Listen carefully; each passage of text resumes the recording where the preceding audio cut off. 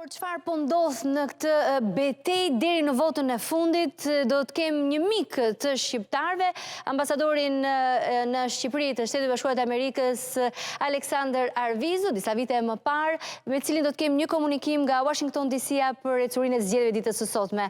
Ambasador Arvizu, faleminderit për këtë intervistë për Euronews Albania. Faleminderit për ftesën. Mirëmëngjes. Domethënë pas dite apo darkë me orën tuaj. Faleminderit edhe një herë për ftesën. Ju shoh të buzëqeshur, jeni kënaqur me rezultatin e momentit për kandidatin Biden, edhe pse analistët thonë se gara mbetet shumë e ngushtë.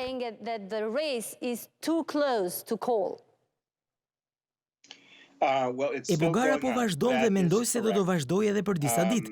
And I think it's probably going to continue for a couple more days. I went to bed at 4 Shkova të fli në 4 të mëngjesit dhe isha I lodhur.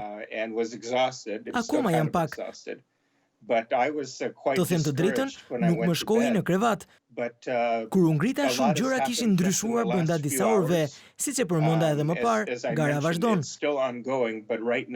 Megjithatë, në këtë moment zoti Biden ka përparësinë dhe mendoj se ai zotëron rrugën drejt fitores. Gara do të jetë në kufi, por ai e ka rrugën e lirë.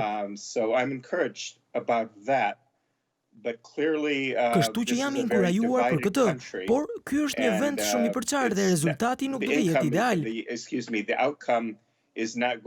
Amerika do të jetë një vend shumë I ndarë dhe pas këtyre zgjedhjeve. Krahasuar me zgjedhjet e fundit presidenciale në 2016, janë vetëm 3 shtete, siç e thoni ju në gjuhën tuaj, që kanë ndryshuar ngjyrë. Arizona, Wisconsin, Michigan.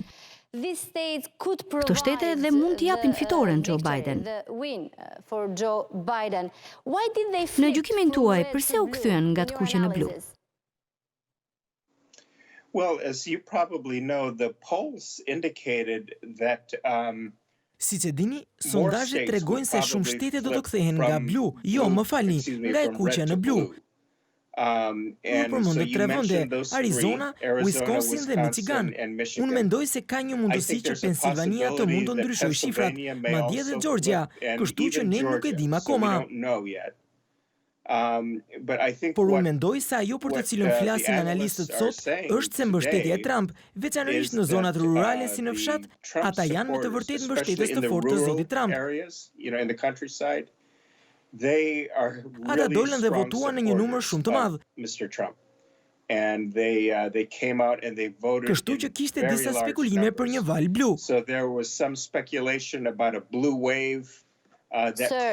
Çfarë ishte ky vërshim I dallgës blu?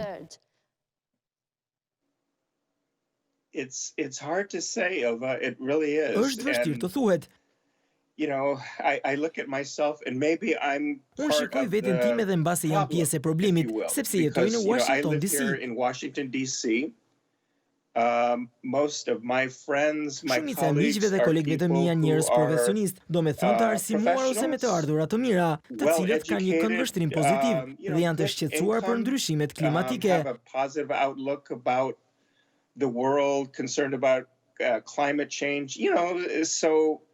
Prandaj diskutoj me këta persona, sepse na duket e natyrshme mënyra se si mendojnë. Por të gjithë ne kemi familjar apo miq që mendojnë ndryshe. I'm from Colorado and I'm in touch with a few people there. Unë jam nga Colorado dhe jam në kontakt me disa persona atje. Disa prej tyre mendojnë si unë, ndërsa të tjerë kanë një pikpamje ndryshe. Ata janë mbështetës 100% të Trump. Prandaj është e vështirë që ne të kemi një dialog me njëri tjetrin si amerikan. Ky është problemi më I madh. Biden fitoi në Washington DC me 96% të votave, apo e kam gabim? Mendoj se është e saktë. Një gjë e tillë ndodh gjithmonë. Si është e mundur kjo? Vetëm 4% për Trump? E di, por kjo është situata momentale në Washington DC. Fillimisht nuk është një shifër e madhe, domethënë ne jemi në një qytet të madh, por ky vend ka vetëm 3 vota elektorale. Washington DC ka shumë persona të një moshe të re, profesionistë të arsimuar, me të ardhurat të mira dhe afroamerikan. Vetëm 50% e përbëjnë afroamerikanët. Kjo është e jashtëzakonshme. Por gruaja ime shpesh thot, kush janë ata 4 persona që votojnë për republikanët? Ti mëllon pak qesharake, po e di që është një situatë serioze në Shtetet e Bashkuara të Amerikës dhe në fakt këto zgjedhje, polarizimi gjatë fushatës, retorika, mos ndoshta ua kujtuan pak Shqipërinë? Po, ti je shumë të drejtë, mi kujtuan. Kam menduar për kohën time në Shqipëri dhe se si shqiptarët veprojnë me uljet dhe ngritjet e shifrave të sondazheve zgjedhore. Kemi patur një garë të ngushtë elektorale dhe më parë në Shtetet e Bashkuara të Amerikës, dhe kjo nuk është e pazakontë, po mendoj specifikisht për vitin 2000. Megjithatë mendoj se zoti Trump dhe mbështetësit e tij, me retorikat dhe sulmet e vazhdueshme ndaj medias, kanë rritur ankthim dhe kanë tensionuar situatën. Attack on the media, that just heightens anxiety and just creates more tension. So it's unfortunate. Edhe pse është për të ardhur keq, ne vazhdojmë të kemi një sistem profesional të numëruarit të votave dhe vendosjes së tyre në tabela e grafik. Në fund të fundit, kjo është ajo që do të ndihmojë Shtetet e Bashkuara. But yes, in Albania, ndërkohë në Shqipëri mendoj se institucionet kanë pak më shumë presion se këtu. Nuk po them se institucionet këtu në SHBA janë perfekte. Por mendoj se kemi një mënyrë elektorale më tradicionale, kështu që le të kemi shpresë për mëtej. Let's be hopeful. Ambasador Arvizu, ndërsa ne flasim, Richard Grenell i ka kërkuar votuesve të Arizonës në Twitter të sigurohen se votat e tyre janë numëruar dhe janë të ligjshme.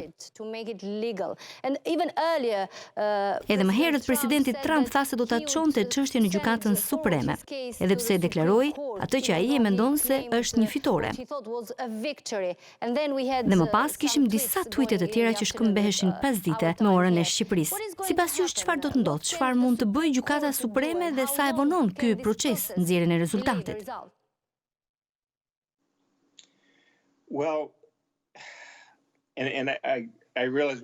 E kuptoj që keni pak kohë ndaj po përpiqem ta përmbledh. Për shkak të pandemisë, këtë vit kishim një situatë të pazakontë, me një numër të madh votuesish si vetja ime, që votuam herët ose me postë.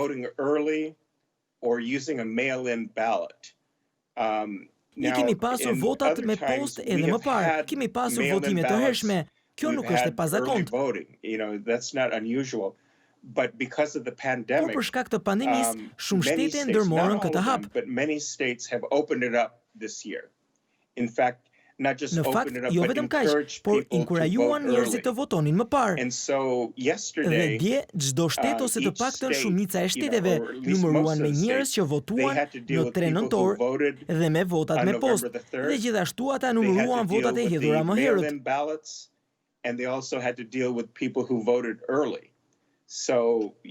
Mund ta kuptoni nga kjo se është e ndërlikuar, por ata janë të aftë. Zyrtarët zgjedhor janë ekstremisht të zotë në atë që bëjnë. Janë shumë profesionistë. Por kur zoti Trump kuptoi se rezultati nuk po shkonte në favorin e tij, ai ngriti dyshime për këtë. Për sa i përket procesit ligjor, natyrisht të gjithë besojnë se votat duhen numëruar. Obviously, everybody believes that the votes should be counted. Nuk mendoj se dikush e vën në diskutim këtë. Por për shkak të rezultatit të ngushtë, ne presim që Trump ta kontestojë këtë në gjykatë. Nuk e di mbi ç'baza, nuk ka tregues për manipulim, ose të paktën unë s'kam parë diçka të tillë. Na duhet ta shohim. Mr. Arvizu, Zoti Arvizu, ka analistë që po përpiqen të kuptojnë pse gara është kaq e ngushtë. Duke pasur parasysh mandatin e parë të Donald Trump si president, sondazhet që parashikonin fitoren e Joe Biden, Ka argumente të ndryshme, por do doja të dija mendimin tuaj mbi kritikët që thonë se Trump ka këtë rezultat për shkak të politikave ekonomike dhe për faktin se përballë kishte një rival të dobët si Joe Biden. Great questions. Pyetjet e shkëlqyera. Sërish jam shumë i surprizuar që zoti Trump ka dalë kaq mirë. Trump has done so well. Por qartësisht nuk është vetëm ai. Në dhomën e përfaqësuesve mendoj se demokratët do të marrin shumicën. Dhe Nancy Pelosi do të jetë zëdhënësja, por do të jetë një shumicë më e vogël se më parë. Ka shumë mbështetje për zotin Trump. Dhe siç e the, veçanërisht me pandeminë shumë prej nesh menduan se amerikanët ishin të pakënaqur me presidentin dhe menaxhimin e administratës.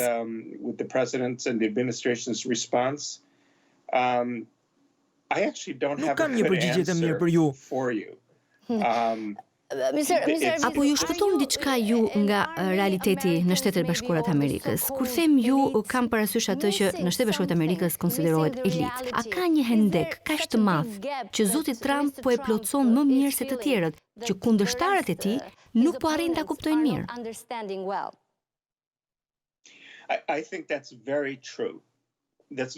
Mendoj se kjo është shumë e vërtetë.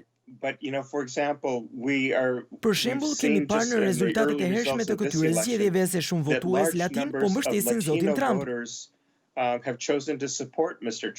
Në përgjithësi ata janë pro Biden, por tradicionalisht latinët nga Amerika Qendrore dhe Jugore, ata kanë mbështetur demokratët në masë të madhe.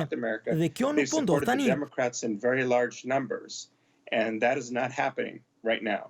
Kjo është diçka për të cilën analistët duhet të mendojnë, përmendje elitarët.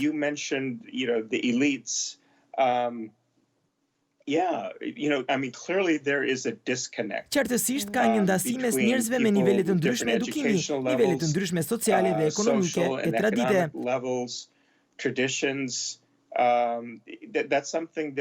Kjo është diçka për të cilën ne amerikanët duhet të mendojmë, të dyja palët duhet të mendojmë. Në opinionin tuaj, a do të jetë Amerika më e bashkuar pas këtyre zgjedhjeve, pas periudhës së polarizimit? Apo frika nga protestat apo dhe radikalizimi është i vërtet?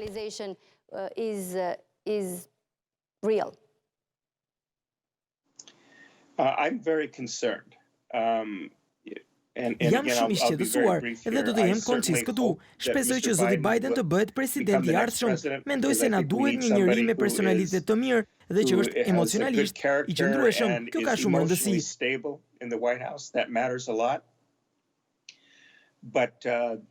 Por rezultatet e këtyre zgjedhjeve janë kthjelluese dhe shqetësuese. Mendoj se çdo tregues është se vendi ynë do të jetë edhe më i përqarë se më parë. Mendoj se militantët ekstremistë të dyja palëve do të jenë më pak të predispozuar për të bashkëpunuar. Dhe do të kemi probleme të mëdha këtu në Amerikë fillimisht, por edhe sa i përket politikës së jashtme të cilën e kam për zemër.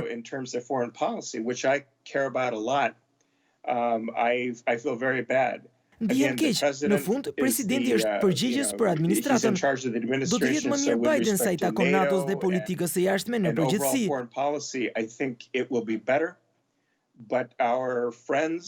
Miqt, por dhe armiqtë tanë do ta kuptojnë se Amerika nuk flet nga pozitat e fuqisë. Ky është një vend i dobët dhe i përqarë, dhe kjo nuk është mirë për politikat tona të jashtme. Çfarë mund të thoni për median që ishte dukshëm kundër Trump, të paktën shumica prej tyre? Dhe aleatin e vetëm që Trump kishte për publikun vendas apo dhe ndërkombëtar ishte Twitteri.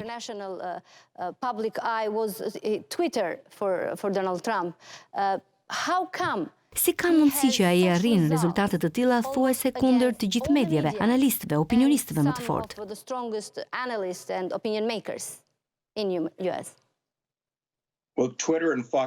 Twitter dhe Fox News janë rrezik. Kjo është e vështirë, sepse sërish flas personalisht këtu. Por si dikush që ka ndjekur gjithnjë të ashtu quajturën media kryesore, The New York Times, The Washington Post, portalet tradicionale, unë kur nuk kam besuar çdo gjë që ata thonë 100%. Have never believed everything they say 100%, but I know people who are professional journalists from these organizations. Njerëzit që janë gazetarë profesionist nga këto organizata, redaktorët e tyre dhe ti vetë një gazetare profesioniste që je trajnuar në Mbretërinë e Bashkuar. But you know that for these professional Për këto organizations, organizata profesioniste ka standarde të saktuara të cilat ata këmbëngulin, kontrolli i fakteve, dhe njerëzit bëjnë gabime, por 95% të rasteve dhe nuk flasin për opinione, por për lajme që raportohen duhet të jenë të bazuara në fakte dhe burime të verifikuara. News reporting, it needs to be based on facts and verified sources. I believe that. E besoj këtë, dhe mendoj se shumica e mbështetësve të Biden e besoj këtë, sepse në rrjetet sociale shumë gjëra janë thjesht opinione dhe janë të shpikura. A lot of things are just opinion, and they're just made up, and not just opinion, but they're designed to create chaos. Ata janë të krijuara për të krijuar kaos. Ne e quajmë këtë realitet paralel, dhe unë i shoh disa prej këtyre gjërave dhe mendoj se janë një çmenduri, thjesht nuk janë të vërteta. It's just not true. I know it's not true. But if you are in the American Nëse ju jeni në zemrën amerikane dhe lexoni Twitterin e presidentit Trump, nëse dëgjoni Fox News, ju do t'i besoni atyre, nuk do t'i besoni burimeve mediatike që besoj unë. Është problem i madh dhe unë nuk mund ta shpjegoj këtë. And I can't explain that. Dhe një pyetje të fundit, zoti Arvizu, kur mendoni se do të përfundojë gjitha kjo? A keni një parashikim cilat janë pritshmëritë? Kur do mësohet fituesi? I think in a couple of days Mendoj se për disa ditë do të dimë rezultatin. What the outcome is. We have to see whether Duhet të there shohim is nëse do going të to ketë një be sfidë në a gjykatë. challenge in court. I think these states, Mendoj se janë rreth 6 apo 7 shtete që janë shumë afër. Ato do të duhet të kalojnë votat për të verifikuar rezultatet dhe ka një proces për këtë. To verify the results, and there's a process for that. And because we are not a Për single shkak se nuk unitary jemi një government, each qeverisje e state has vetme, a process çdo that shtet differently duhet të procesojë dhe të certify the certifikojë results, rezultatin dhe and më then the pas është Electoral kolegji College, zgjedhor. I don't have the exact date, but I think it's December Nuk kam një datë fikse, por mendoj se është 13 dhjetori kur kolegji zgjedhor duhet të raportojë rezultatin. Nuk do ta dim përpara kësaj date. what the outcome is. Ju falenderoj për intervistën me Euronews Albania. Thank you. Faleminderit, Greetings to përshëndetje të everyone, gjithëve and, dhe thank you for faleminderit the për ftesën. invitation. Ishte Good to bukur see që you u pam again. sërish.